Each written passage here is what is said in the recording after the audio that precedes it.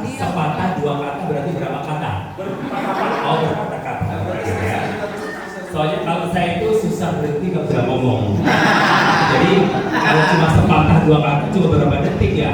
Shalom. Yahobu. Nias sepatah. Berarti sudah kan? Sepatah dua kata Tuhan Yesus memberkati. Yehova.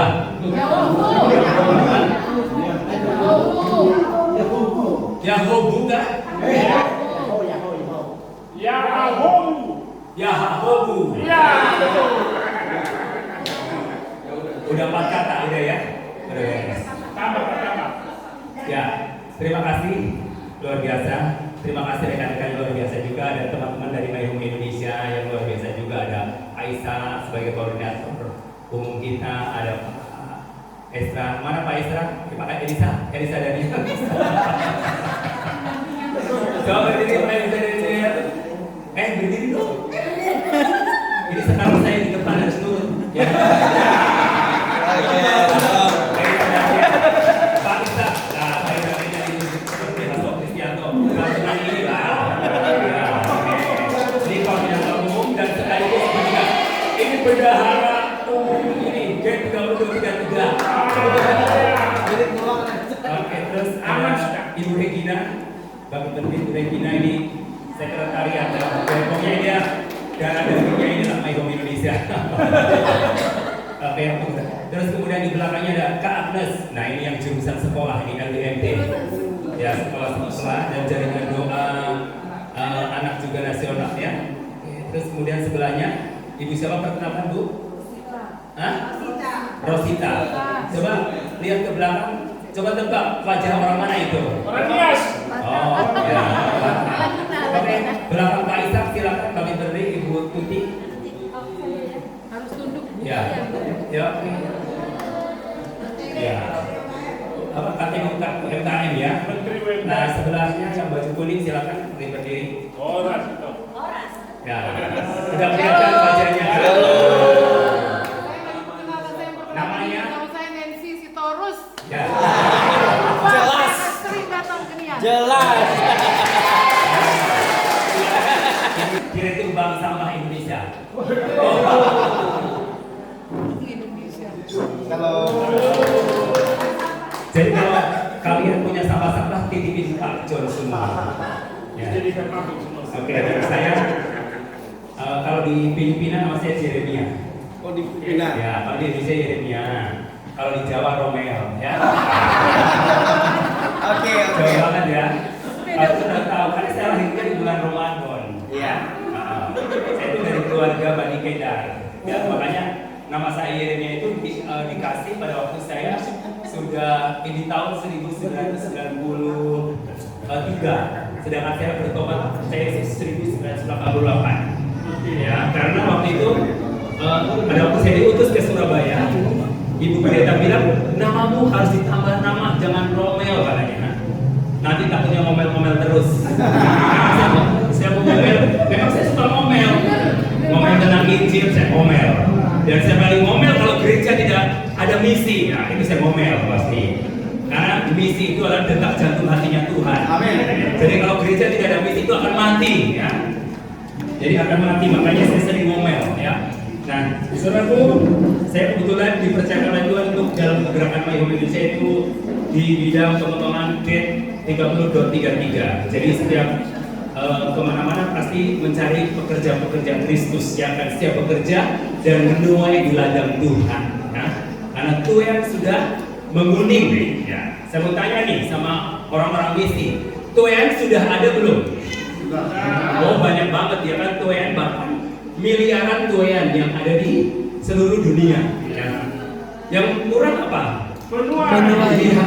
Yang kurang penuai. Jadi minta sama Tuhan gak usah minta jiwa-jiwa, minta apa? Menuai untuk menuai jiwa-jiwa itu supaya Tuhan yang sudah tersedia oleh Bapa di surga itu tidak akan menggusur. Siapa penuai itu? Kita. Yes, saya dan saudara adalah penuai. Nah ini di gelombang Tuhan akhir zaman ini harus benar-benar persiapan pekerja bagi Kristus. Makanya ketika saya nggak salah di Nias Barat, ternyata di tengah hutan ini ada sekolah tinggi teologi misi Nias Barat. Iya, ini adalah wah ketika ini saya seperti ini nih, menemukan mutiara di tengah hutan. Kenapa? Karena ini adalah jantung hatinya Tuhan. Kita harus mencetak para pekerja, bukan mencetak jemaat, para pekerja Kristus. Ya, makanya saya selalu bilang sama bisa cetak pekerja Kristus semakin banyak. Ya. Oke, saudara, visi Gen 30 Garuda apa? Visinya apa? Visinya adalah mengutus 30.000 misionaris ke bangsa-bangsa. Ya, ke bangsa-bangsa. Kenapa ke bangsa-bangsa? Indonesia juga masih banyak. Ya, ada yang mengerjakan Indonesia, ada yang mengerjakan bangsa-bangsa. Karena kita apa? Dari dulu dari barat ke timur, ya misionaris dari Jerman datang ke Nias. Tapi sekarang kembali harus dari timur ke barat, ya. Untuk apa? Untuk menjangkau bangsa-bangsa yang belum mengenal Injil, yang belum mengenal Kristus. Saya tadi diperkenalkan oleh Bapak, inilah di suku-suku ini, it's okay good, ya. Di Indonesia dikerjakan, di bangsa-bangsa juga dikerjakan. Dan saya lihat tadi, saya dengar udah satu orang yang akan pergi ke bangsa-bangsa, ya. Nah itu adalah benih untuk ke bangsa-bangsa, dan saya percaya ketika kita menabur untuk bangsa-bangsa, dan kita juga akan menuai jiwa-jiwa Indonesia.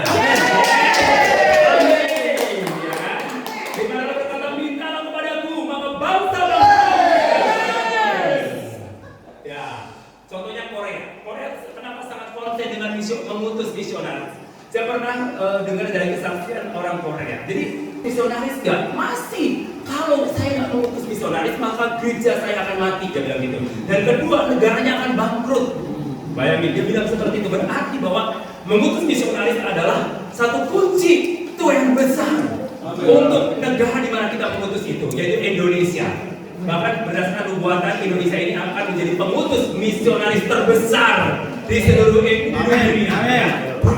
Dan Indonesia adalah number one. Makanya perlu pekerja-pekerja Kristus, dan kita keliling Indonesia hanya tujuannya untuk apa? Untuk membangkitkan gereja-gereja Tuhan menjadi gereja misioner, ya, yang membangkitkan para pekerja Kristus untuk bekerja di ladang Tuhan. Tadi saya ngobrol-ngobrol dengan istrinya Bapak Jefferson. Dia, saya diutus ke tempat ini, bukan tempat yang enak, katanya dari yes. Kalau Bapak mau tempat enak bisa apa Pak? Ya. Jadi saudara diutus ke tempat ini mempersiapkan generasi muda untuk bekerja di ladangnya Tuhan, itu sesuatu yang luar biasa karena tidak semua orang mau diutus ke tempat ini. Tadi saya katakan ya udah, kalau begitu Bu, karena saya sudah siap ditempatkan di sini, saya adopsi 3 anak di sini untuk saya. Saya bilang, karena saya sudah siap ditempatkan di sini berbulan-bulan.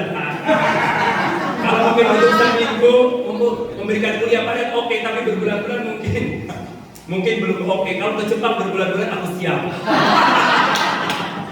Oke, ini bercanda ya. Dan saudara Islam Yesus Kristus mengutus ke bangsa-bangsa 30.000 misionaris sampai tahun 2033. Tentunya kita tidak bisa bekerja sendiri, perlu berkolaborasi. Jadi bukan hanya grup band yang berkolaborasi, tapi misi juga harus berkolaborasi. Karena hanya amanat agung yang bisa mempersatukan gereja. Karena misi bukan doktrin gereja, misi adalah detak jantung hatinya Tuhan Yesus Kristus.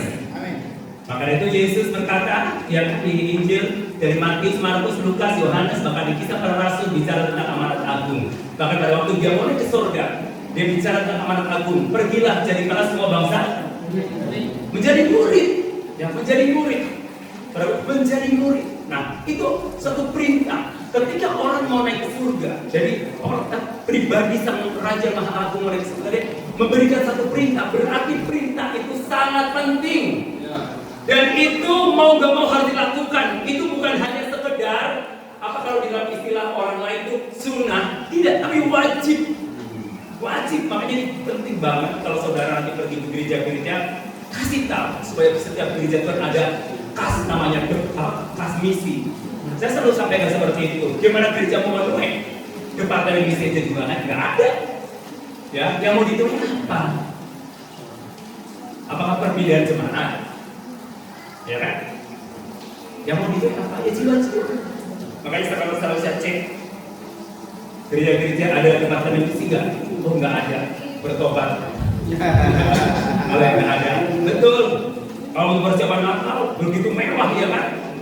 Tapi untuk misi nggak ada.